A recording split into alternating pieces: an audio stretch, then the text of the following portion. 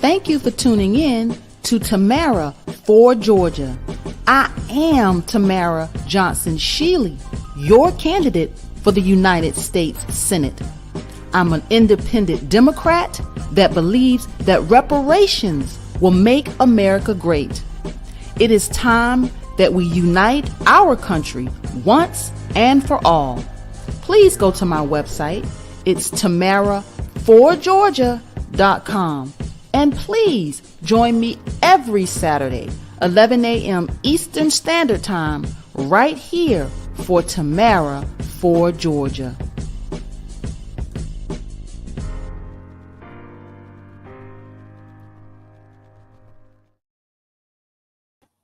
Good morning. Good morning. Good morning. Good morning. It is a sunny Saturday morning here in the great state of Georgia. Good morning, all the way from Vermont.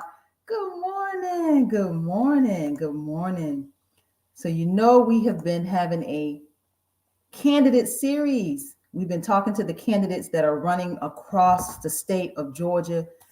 Y'all, we got to get out. We got to make sure we put the right people in office. So I wanted to lend my broadcast in these 8 weeks. We are 8 weeks away from Election Day. Election Day is May 24th. We are so close. We're 8 weeks away.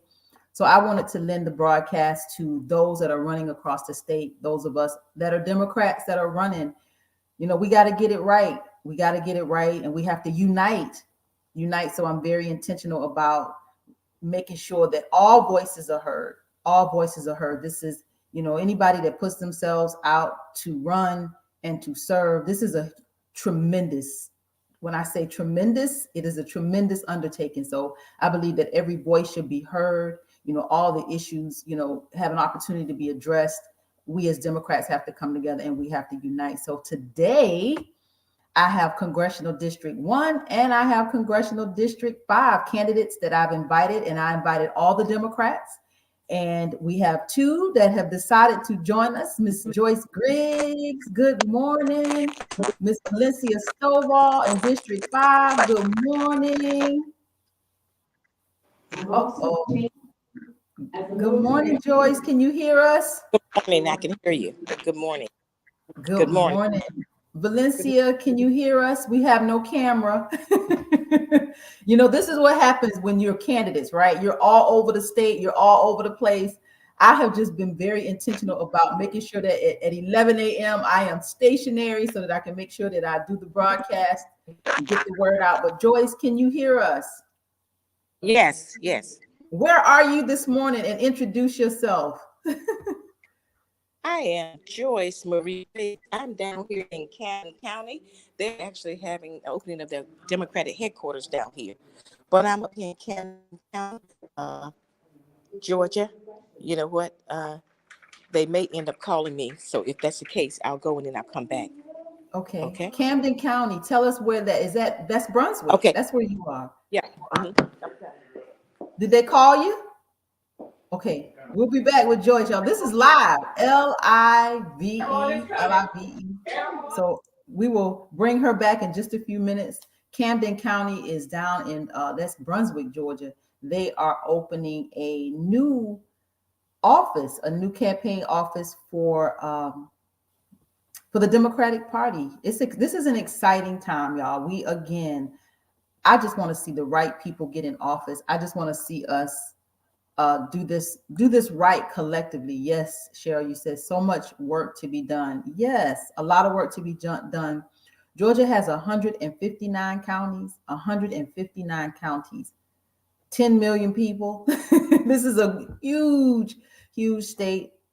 And again, I've just been very intentional about making sure that I am in one place at 11 a.m. on Saturday so that I can make sure that you see me and I'm consistent. I think that is what leadership looks like. It is when no matter what is going on, you are where you need to be when you need to be there. So I just applaud all the candidates that are running. So what I'm going to do, I'm going to share my screen and I'm going to go up and down the ticket so that you guys can see who the candidates are. So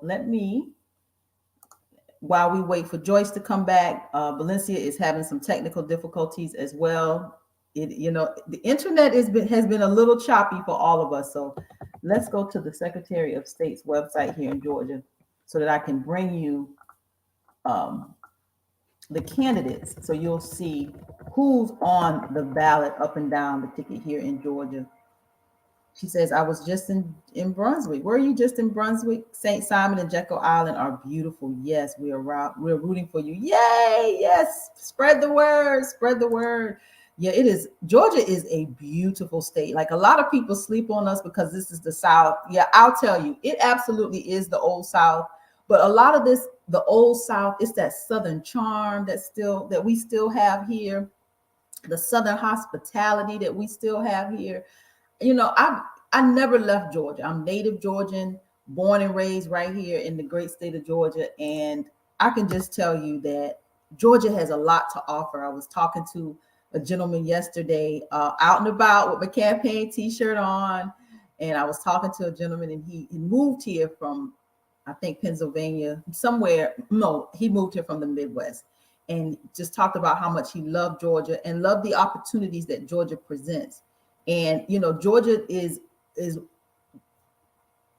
full of opportunities. I believe. I think that Georgia, outside of the metro Atlanta area, rural Georgia has so much to offer. It is beautiful. The landscape, just being out in nature, where you see trees, lots of trees, woods, real animals. Unlike in some areas of the north, you don't really see certain animals. They all live here. Everything. So I just believe Georgia has so much to offer, so much to offer. So let's pull up the Secretary of State's website while we get Valencia. Let's see if she's back. Valencia, do we have a camera? No. Valencia, do we have sound?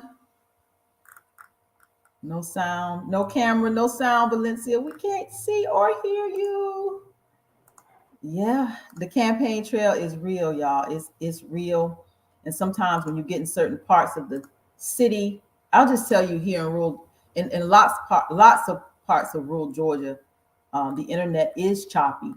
You might not get your phone. Your phone might have a little problems with reception. So we're still growing. We still have a lot of work to do. The infrastructure definitely needs work here, and that is what those of us who are statewide candidates, that's what we're committed to, is getting Georgia the resources that it needs to be able to handle this new digital age that we live in, to handle the technology that surrounds us. So I'm going to share my screen. Valencia, are you still there? Are you still frozen? Yep.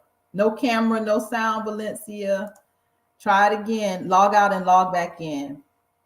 But in the meantime, I'm going to share my screen. Hopefully we can get Joyce back. We can get Valencia back. I'm going to share my screen so you can see the candidates.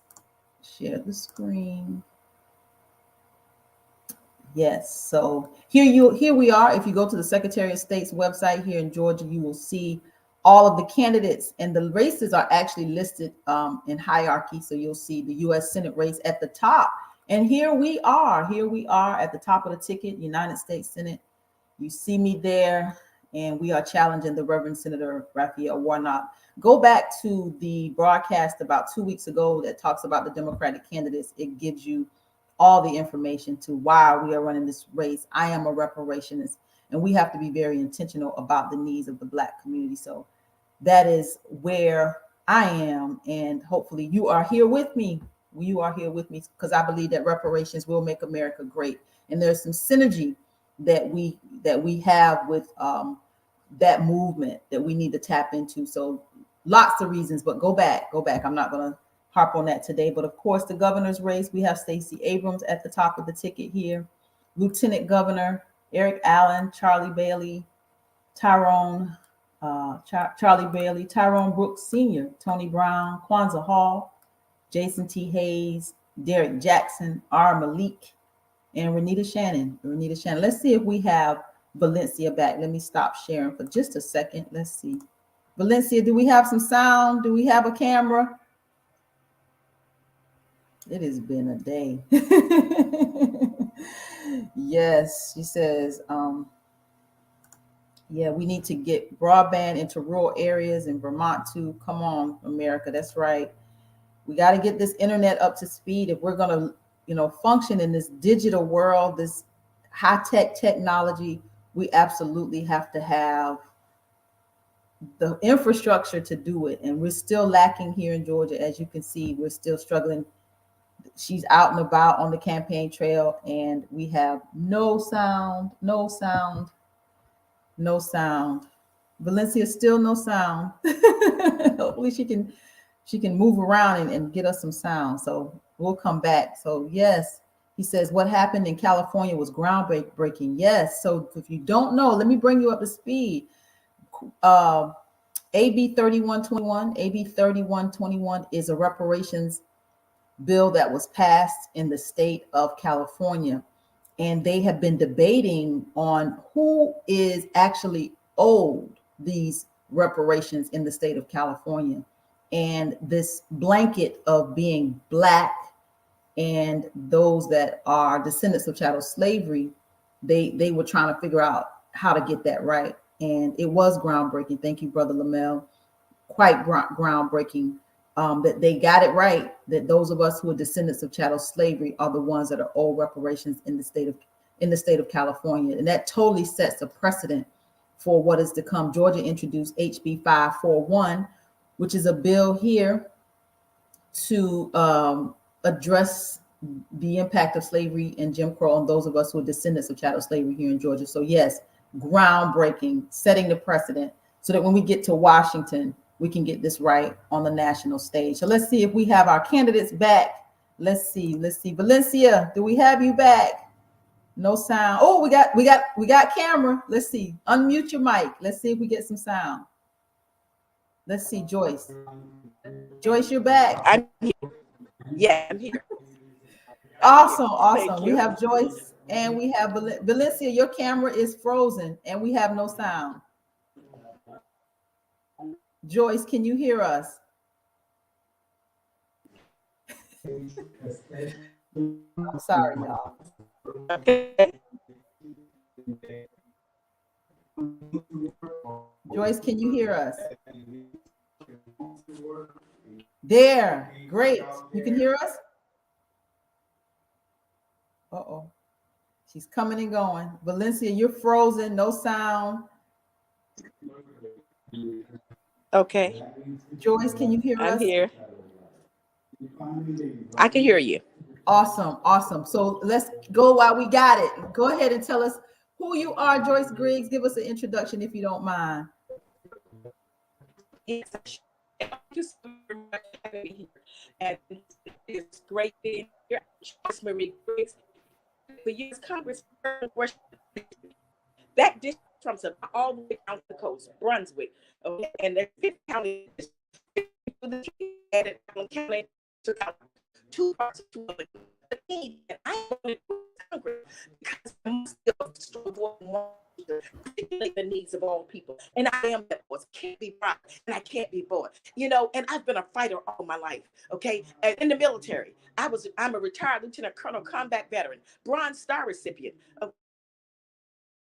So I've stepped into the combat zone. I've had boots on the ground over Iraq 3 times. And here I am, thanks to God. So I understand what it's like to be a soldier, to be away from your family also. And let me tell you something else. Growing up poor, dirt poor, we couldn't afford health care. So I know not able to get to the doctor. Relying, which was good, and medicine of your mama laying hands on you and praying for you and results. I understand all that. I understand about paying your way through college. I did that. I worked these homes and I addressed those.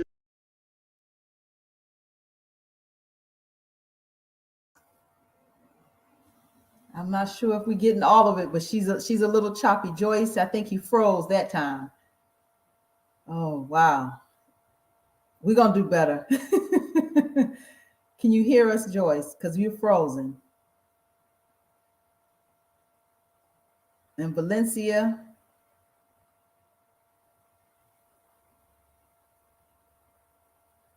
Yep, they're frozen. Oh, yeah, yay.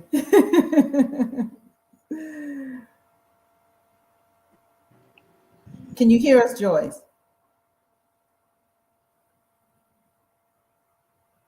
Wow. Joyce, can you hear us? Valencia? No camera, no sound, Valencia. Let's try it with just Joyce. Joyce, can you hear us? We can't hear you.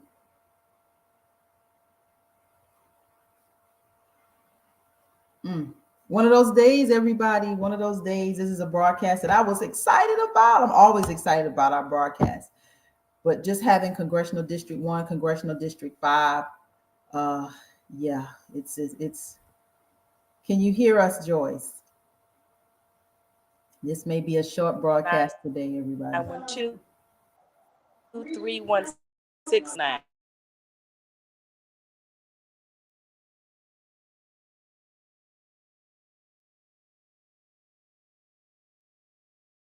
Can you hear us, Joyce?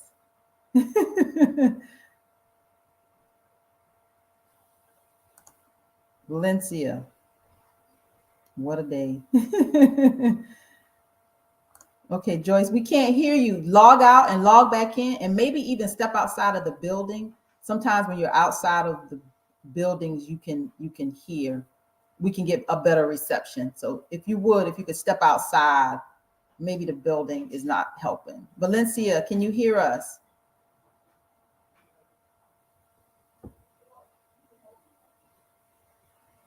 Can you hear us, Valencia? All right, we're gonna come back. We're gonna come back. Let's see if Joyce, can you hear us? No sound, Joyce. No sound. Again, Joyce, step outside and come back in. I'm gonna share my screen.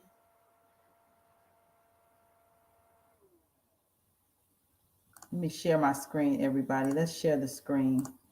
We'll come back. Yeah. It's one of those days. One of those days.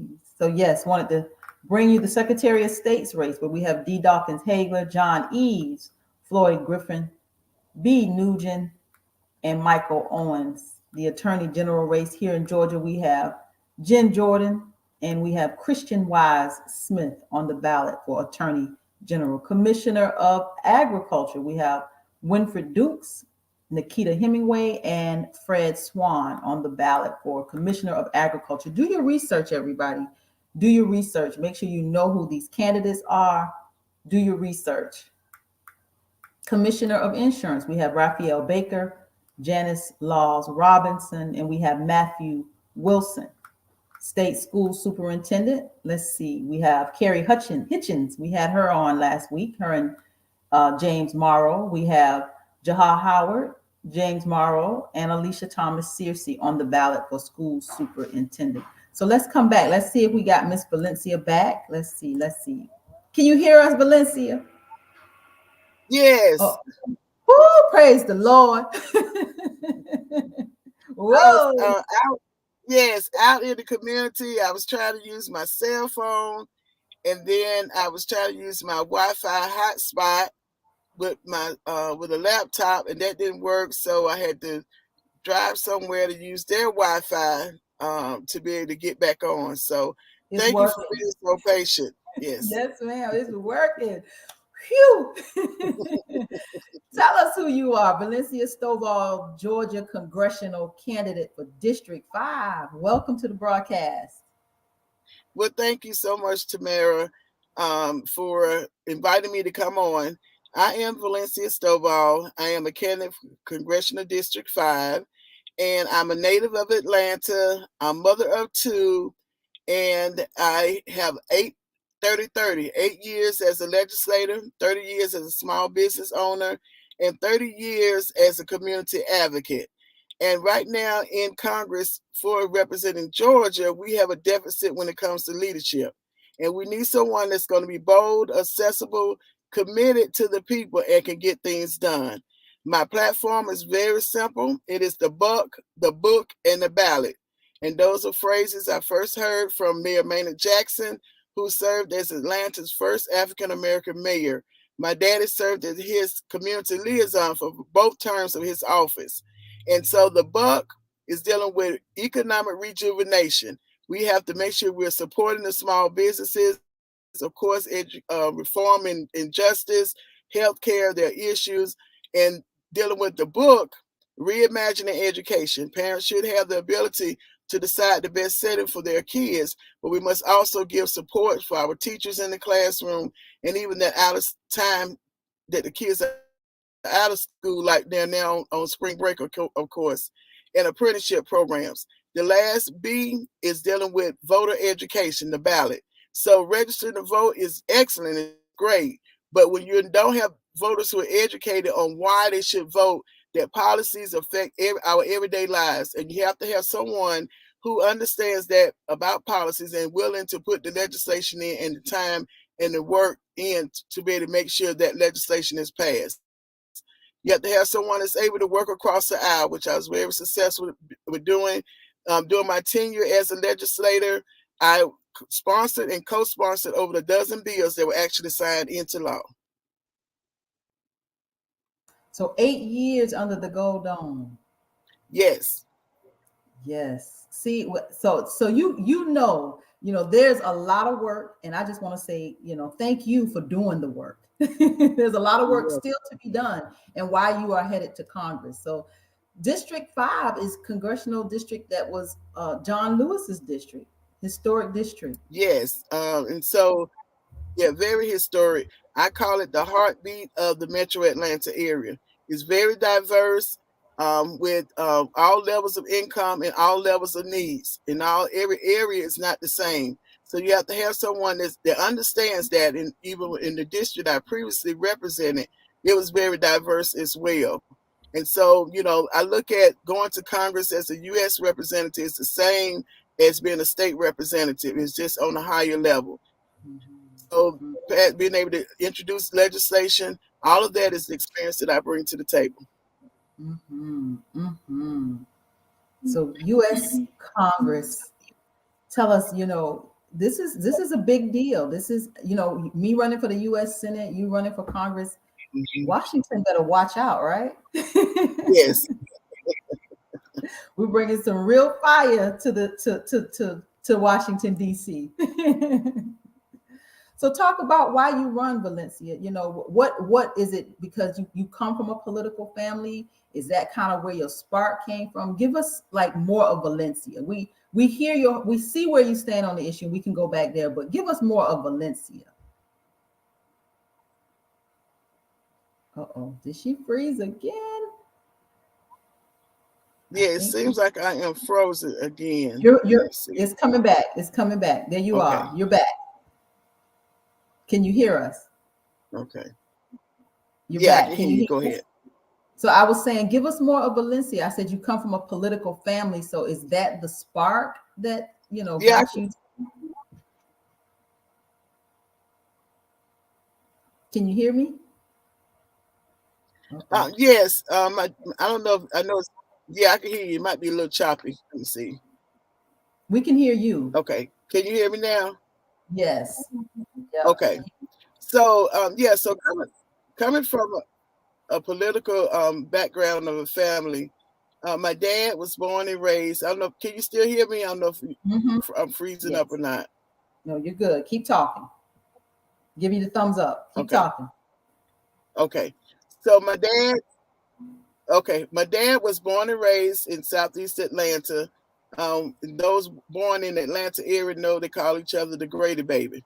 And so my dad was very instrumental in planning a lot of mayoral races and a lot of local races.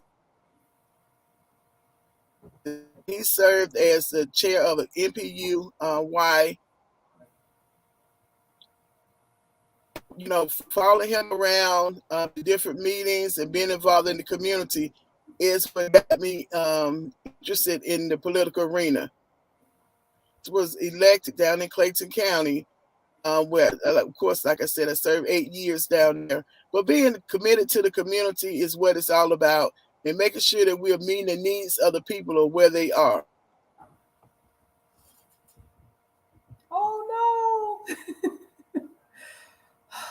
Look, we are going to get this infrastructure here in Georgia.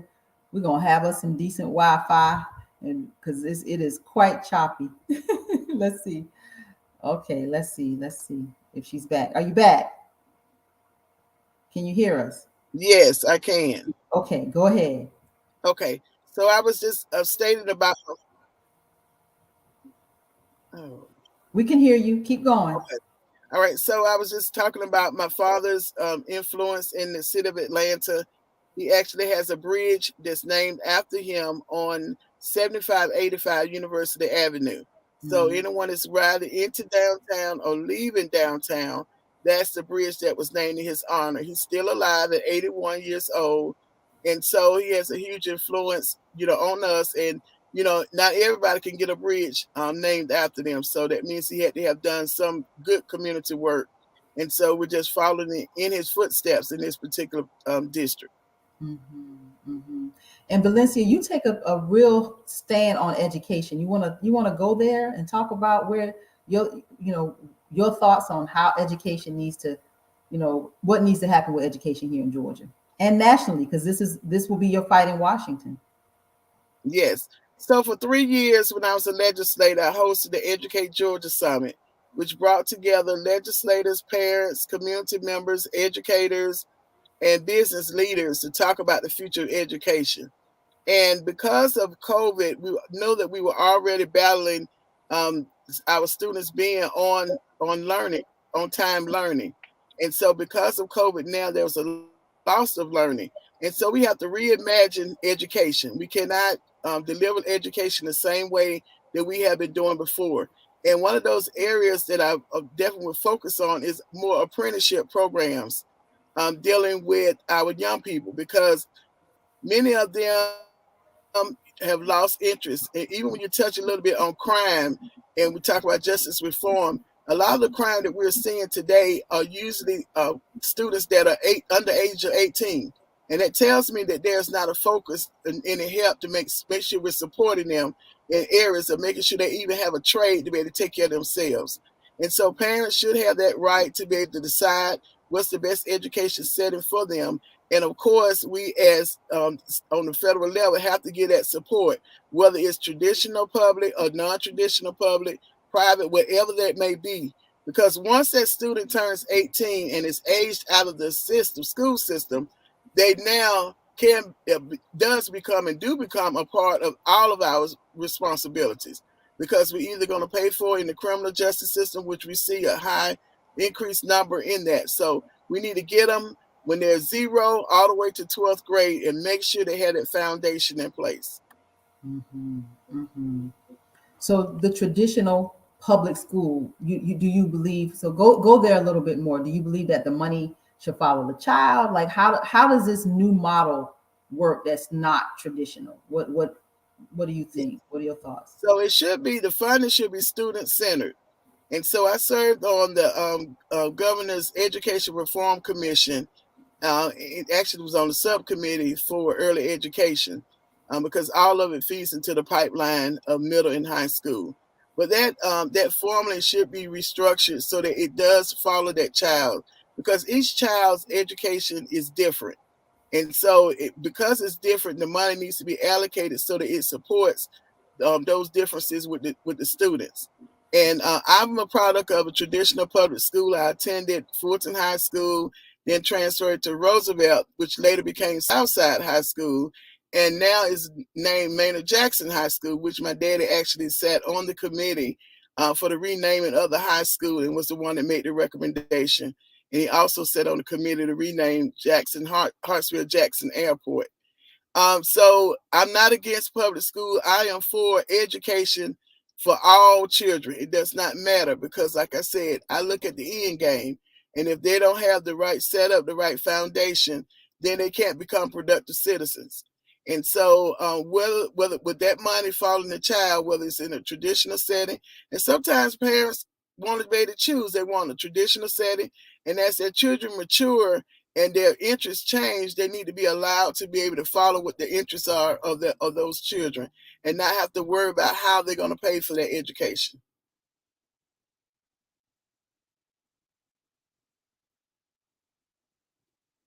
I can't hear you. She says charters is not helping in Atlanta. Sorry, not sorry. Can you speak to charter schools and what that all means?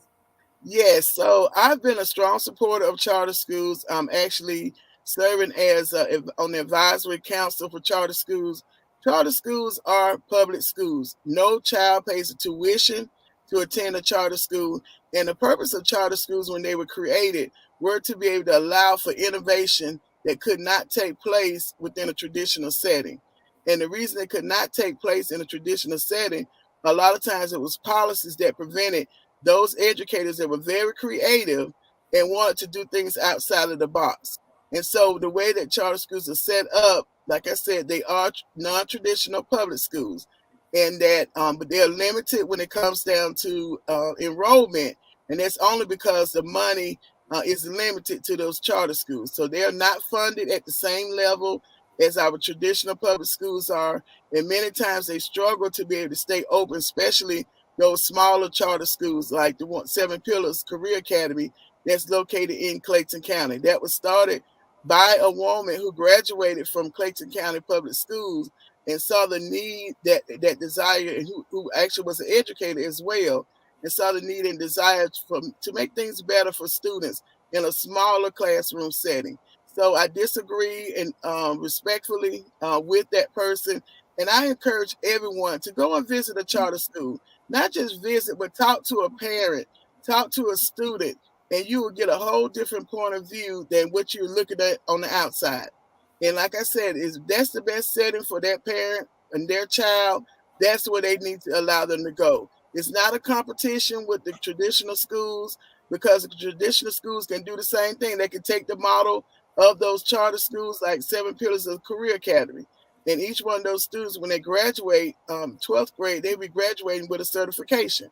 That's not nothing that the traditional schools can't do. I supported traditional schools even as a state representative with the CTAE program, the dual enrollment, all of those things. So I'm not for one and against the other. I'm for all children getting the best education because I want them all to be successful. So go stay there with me. So why the back and forth? Like why is this tug of war between traditional and charter? Explain that. Yeah, I think that because a lot of it is misunderstanding. And so that's where educating yourself about those charter schools and what the functions of the charter schools are, and it should not be. I tell you what's really interesting to me is that when it comes to Georgia Pre-K program, which is federally and state funded, there's never an issue about that money going to private pre-Ks, because they are private and public. And then when we look at students who are graduating from high school, there's never argument about the federal Pell Grant money. That's taxpayers' money as well.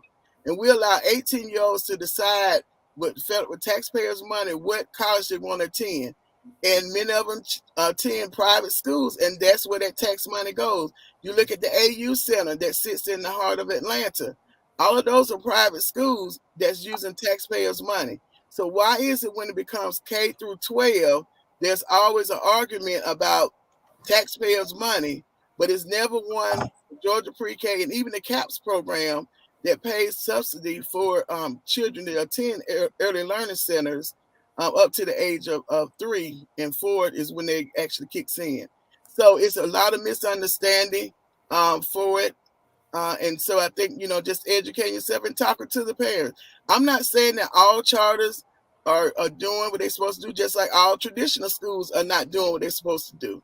And so accountability should be across the board, but it should be equal accountability. Mm-hmm. She says they get money off the top, and what we see is that they will send the children back to the community schools. So there's okay. Yeah, so I don't understand what she means by they get money off the top. I was a board chair of a state charter school, and like I said, been actively involved. So I don't know what she means by getting money off the top. There is an administrative fee that is paid for with the nonprofits, and it's also paid to the school systems as well. So you have two different types of charter schools in the state of Georgia. You have those that are state commissioned, which means that they went before the local school board Local school board turned them down for not being able to operate within their school system. So they went to the state, which has a state charter school commission that approved them. And that money is taken out of the state budget. And then you have locally authorized charter schools, which that means that those local school districts agreed to allow them to be up under them as an umbrella. And so even with that, many times those school districts still charge, which is crazy to me, they still charge the charter schools a portion of a small fee, administrative fee. But all of it to me is taxpayers' money. And so whether my child attends a traditional school or does not, even people who don't have children are still paying money into the school system. My dad still pays school taxes. He's 81 years old.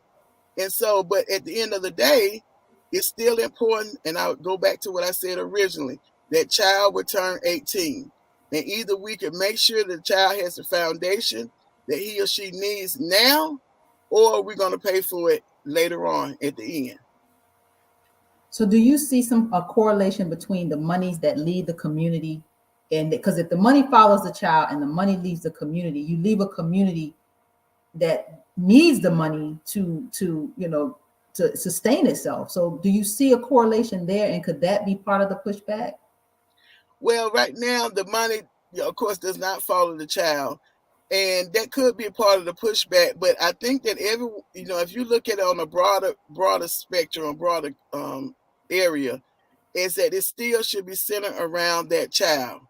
And if that local school district, for whatever reason, is not meeting the needs of that child, and the parents said, hey, I see that this school has it, there's an opportunity for even that local school to find out what is not doing right, and then being able to, partner with that school that's doing well.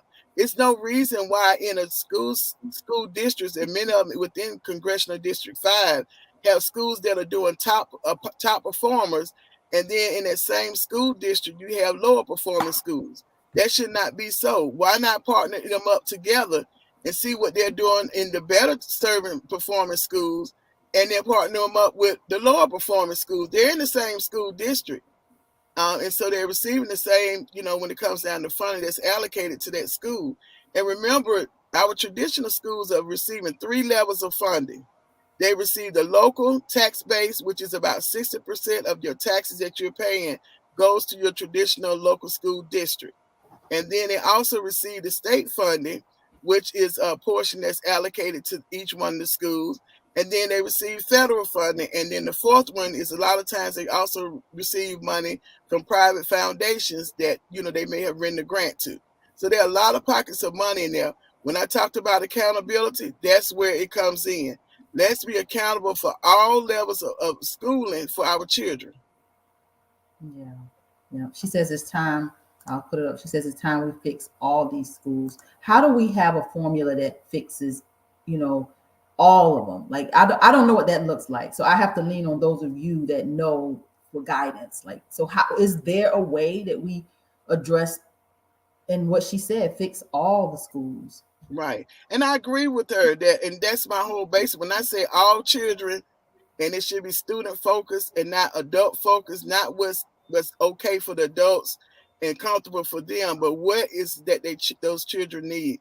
Some of the school districts in Georgia have gone to the structure where they actually set their curriculum up to see where that child is, and that is where the child is. That's how they base it on what curriculum, what support that they need. So it's still student-centered and student-based.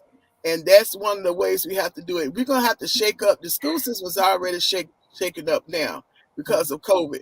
So if we were going to do anything about changing the antiquated system, this is the time to do it now. And it's going to take all of us coming to the table, our educators, who are the ones that are in the schools, on the ground doing the work. And sometimes, you're making policies that affect them on how they're executed, but they're not at the table when those decisions are made. So that was one of the reasons why I did the Educate Georgia Summit, to bring everybody together, because our business community is important for them as well, because they're looking for their future workforce. And if they can't find it in a certain community, they're going to go to the community where they see that they can be able to have a viable business to be started. So yes, we need to fix it for all schools, and we need to have accountability across the board. And then with accountability, of course, you're bringing those resources that are needed. The educators know what they need, those that are administrating those schools. And then the parents know what the kids need. And then when the children get to middle school and high school, they can start advocating for themselves as far as what they need. So having, when we're bringing everybody to the table and we have to change, it's too much paperwork that the teachers have to do. They spend so much time. An idea that I have, and I like to share briefly, which I know we're running out of time, is a lot of the departments on the federal level are underutilized. The same thing is on the state level. And one of those departments is AmeriCorps. And so for those who might not be familiar with it, it is a department that handles volunteer services where college students can volunteer and they send them out into the different communities. They earn a stipend, and they also are able to have money set aside to help pay off their student loan debt. So with that department, why not open it up to not just college students, but also adults that want to be able to give back to the school? Now you're looking at how do we tutor those students, being able to get them more one-to-one or 1-to-5 tutoring, support in the classroom for the teachers, because they don't hardly get a break, but that allows them to be able to help those students that might need additional help. And so those small things, they seem minor, but they can have a big impact. And then you bring in your nonprofits, because they're the ones that are used to accommodating and serving volunteers, because it's too much to put on the school district. So them collaborating with them, giving the nonprofits the resources that they need to be able to operate the program, then it's a win-win, because everybody has a stake in what happens in that particular school in that community. Mm-hmm. Let me see if Joyce is back with us. Joyce, can you hear us? Are you back? Because we don't have a camera. Joyce? Okay, maybe she's not back. Hopefully we can get her back before the end of the broadcast. Mm-hmm. But Valencia, I know education is it sounds like it's the core of who you are as a candidate. Joyce fights for veterans. I'm a reparationist. So it takes all kinds of candidates and those of us who can make it across these, to the finish line. It's going to take people like us to get the job done. Yes, most definitely. And like you said, when I became elected, I said I wanted to take a focus, and then on that focus, stay on it. And so I chose education as my focus. It's not that I don't touch on justice reform or health care, because all of those are important. If you're sick, you can't go to work. If you're sick, your children can't go to school.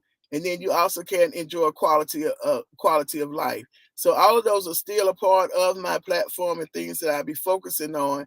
But I know that education is what ensures that we have students that are going to be productive citizens in our society. They have to have that education, but we have to have everybody as a part sitting at the table. It's not just the onus on the educators to make that happen.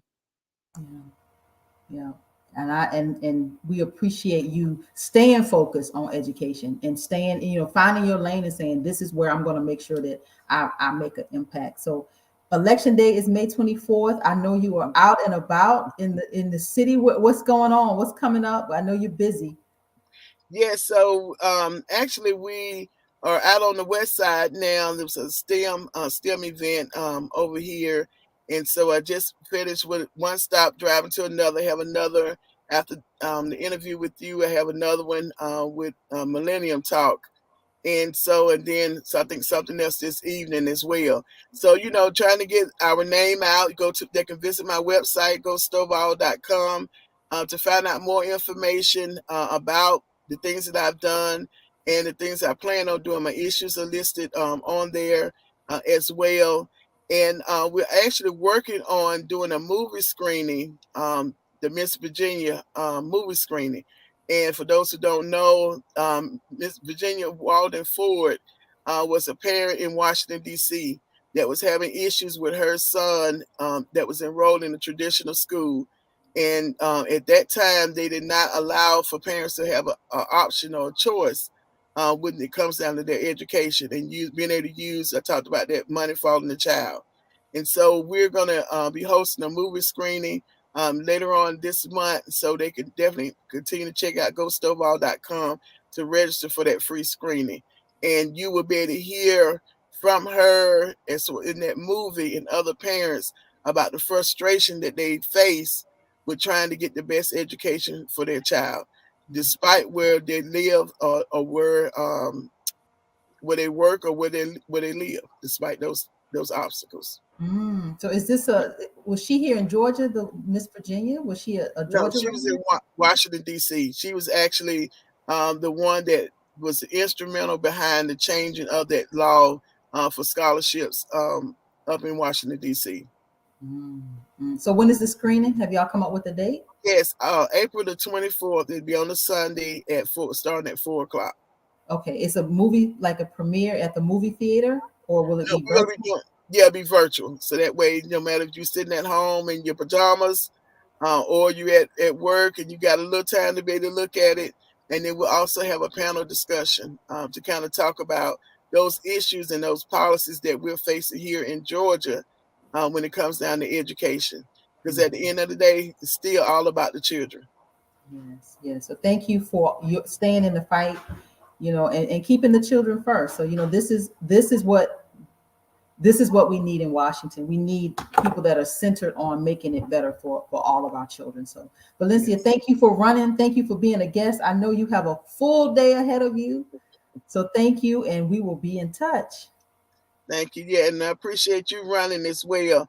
It takes a lot of guts to run, especially when you're running um, in a campaign or in a election where you're the underdog. But Mm, one thing I know that God always supports the underdogs mm, in a campaign, so that we lift him up and he get the glory no matter what the outcome is. And so much appreciation to you. We ran together in that 21 person race in 2020. So it's good to see you saying, "Hey, I might not have got it there. I'm gonna try it again. I'm gonna keep at it." And yes. so we need, those level-headed people that are really committed to doing what's needed in Washington, D.C. There's not going to be a puppet for whatever, certain people tell them to do. They're going to question and say, wait a minute, that doesn't sound right. That's not why the people sent me here. They didn't send me here to uplift that situation. They sent me to uplift them and make sure things are better, especially during this time of COVID. I am so proud to be amongst you candidates in this journey to Washington. So thank you, Valencia, for all you do, and we'll have you back. Give them again your website so they can donate, volunteer. We got races to win, everybody. Yes. So Go Stovall is GoStovall.com. I'm on all the social media platforms, so at Valencia Stovall, and you can find me. And thanks again, Tamara, for I was getting mixed up in my head. She said I answered both of them for the opportunity. Absolutely, absolutely. We'll see you soon. Thank you, Valencia. Okay, thank you. All righty. All right, y'all. We got races to win. We got races to win. I'm excited.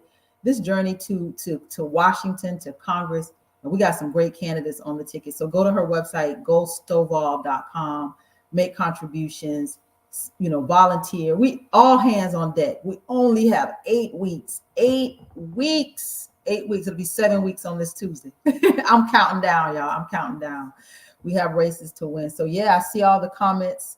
It's about the issues, and you send the right people who have a heart to serve, who are not going there, like she said, to be puppets. I'm not going there because, look, bought and sold, not me. No, I mean, it's all about the people. It's about what's right and being on the right side of history. So, you find candidates, and everybody has a niche. You got to just kind of, dive in. Valencia is education. Joyce speaks very boldly about the needs of our veterans and protecting our veterans' rights here in this country. I'm a reparationist. I talk very boldly about the redress that needs to happen for Black America, because I believe that reparations will make America great. And again, there's some synergy that we can find, and we can come together and be united as a country. So we got a lot of work to do. So I'm gonna share my screen before we head out, just for a few more minutes. I'd like to finish up showing you the candidates on the ballot here in Georgia. You would think that this would be on the Democratic Party's website. Like, you would think that all of our pictures and all the great candidates, everybody's listed. You would think that would be on the Democratic Party's website. So if you are here in Georgia, push that, that they support all the candidates, put every candidate on the ballot on the website. So when people come to the Democratic Party's website, they'll see all of us and have an opportunity to decide for themselves who they want to see serve here in the great state of Georgia. So again, we talked about the school superintendent. We have the commissioner of labor. We have William Bodie. We have Thomas Dean, Nicole Horn, Lester Jackson, and Nadia Serency. We have a couple public service commissioners that we're going to be voting in. District 3, we have Sheila Edwards and Missy Moore. And in District 2, we have Pat Duran and Russell Edwards. So let's dive into these congressional districts. So we have 14 congressional districts here in Georgia. District 1, we have Joyce Griggs, who would hope to get back on the broadcast. Y'all, her technical difficulties, we didn't get a chance to hear from her or hear as much as we would have liked. So hopefully Miss Joyce can come back. There were some comments. There was a comment, let me see if I can find it, about Joyce on the screen. If I can find it, I'll share it at the end of the broadcast. Wade Herring is on the ticket. Michelle Monroe is on the ticket as well. District 1, which is down in southeast Georgia. District 2, we have Bishop Sanford and Joe O'Hara. District 3, we have Val Almonord. I'm butchering her name. District 4, we have Hank Johnson. District 5, Charlotte Magbito, Valencia Stovall, who just heard from, and Nakima Williams. District 6, we have Bob Christian and Wayne C. White. District 7, Carolyn Bordeaux and Lucy McBath and Donna McLeod. District 8, Darius Butler. District 9, Mike Ford. District 10, Jessica Allison Ford, Tabitha Johnson Green, Phyllis Hatcher, Femi Aduo, Paul Walton. District 11, we have Antonio Daza. District 12, we have Elizabeth Johnson. District 13, we have Mark Baker. We have Shastita Driscoll, Vincent Ford, and David Scott. And over in District 14, we have Wendy Williams, Marcus Flowers, and Holly McCormick. So a lot of candidates on the ballot statewide. Make sure you do your homework, do your research, find out who the candidates are. But I am your candidate to the United States Senate. So we'll see you back here next week with more conversations with the candidates, y'all. I thank you for joining me again. This was a great broadcast. I do apologize for the technical difficulties that we had today, but we were able to get through it. We got some infrastructure work that needs to be done here in Georgia. All of us that are on the ticket are committed to making sure we have what we need here in Georgia to make sure that we are able to compete in this digital age. So I will see you back here next Saturday. And I'm about to hit the trail too. I got some stops to make. So I will see you soon, everybody. Have a good afternoon.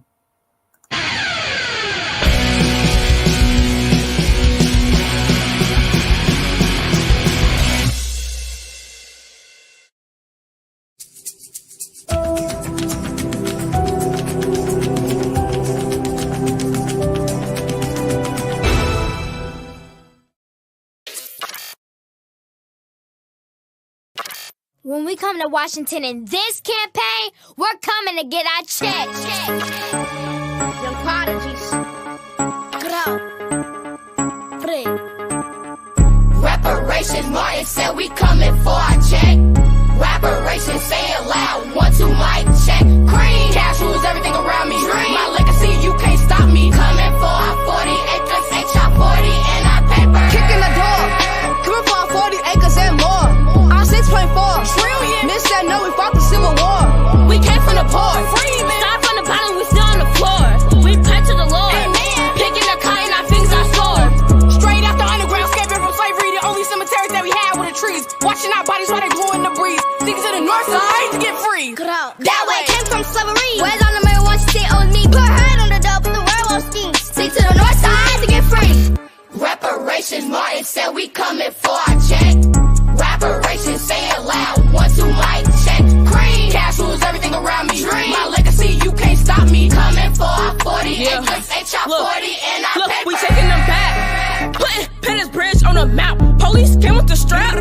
some niggas buddy, no cap. Stop capping. Speaking of cap, Kaepernick taking knees at the flag. Where my justice at?